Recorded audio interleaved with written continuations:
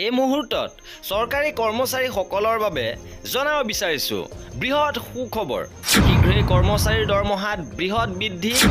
জুলাইৰ পূৰ্বে 8 পেৰ প্ৰতিবেদন। কৰ্মচাৰীসকলৰ দৰমহা বৃদ্ধি, ডিএ বৃদ্ধি, অষ্টম দৰমহা আয়োগক লৈ ডাঙৰ আপডেট আহিছে। সবিশেষ আপোনালোকক জনাব বিচাৰিছো। ভিডিঅ'টো প্ৰথমৰ পৰা শেষলৈকে চাই থাকিব। চৰকাৰে আনুষ্ঠানিকভাৱে ঘোষণা কৰিছে যে অষ্টম দৰমহা আয়োগ গঠন হ'ব।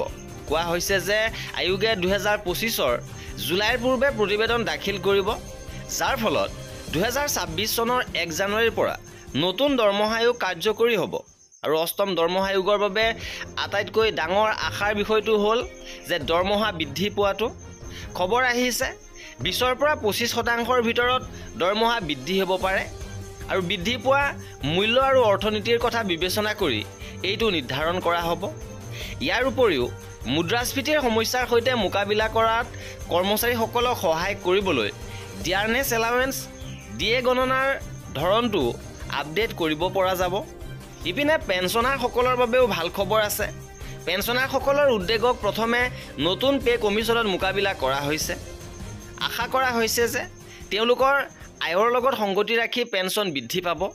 বৰ্তমান পেঞ্চনৰ বাবে এটা বেলেগ সূত্ৰৰ পৰামৰ্শ দিয়া হৈছে, যিয়ে অৱসৰপ্ৰাপ্ত কৰ্মচাৰীসকলৰ বাবে বৃহৎ সুবিধাৰ সূচনা কৰিব।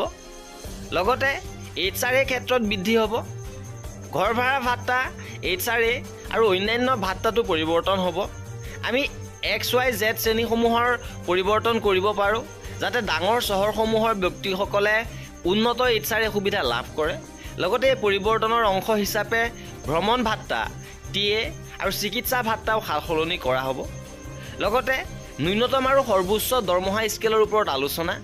এতিয়া কৰ্মচাৰীসকলৰ দৰমহা যিহেতু ন্যূনতম বেচিক পে 18,000ৰ পৰা আৰম্ভ হয় আৰু 25,000 30,000লৈকে যাব পাৰে। আৰু সৰ্বোচ্চ দৰমহাৰ সীমাৰ ক্ষেত্ৰতো পৰিৱৰ্তন হোৱাৰ সম্ভাৱনা আছে, যিটো চৰকাৰী জ্যেষ্ঠ বিষয়াসকলৰ বাবে আন এটা সুবিধা হ'ব। কাৰণ মুদ্ৰাস্ফীতি আৰু জীৱন যাপনৰ ব্যয় বৃদ্ধি এই পদক্ষেপটো প্ৰয়োজনীয়।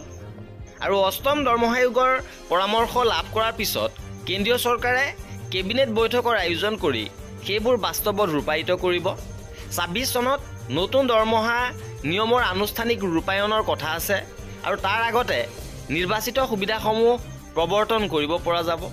আৰু এয়া আছিলে অষ্টম দৰমহা আয়োগ সন্দৰ্ভত শেহতীয়া খবৰ। কৰ্মচাৰী আৰু পেঞ্চনাৰৰ এনেধৰণৰ খা খবৰৰ বাবে আমাৰ চেনেলটো ছাবস্ক্ৰাইব কৰি ৰাখিব। ভিডিঅ'টো শেষৰলৈকে চোৱাৰ বাবে বহুত ধন্যবাদ।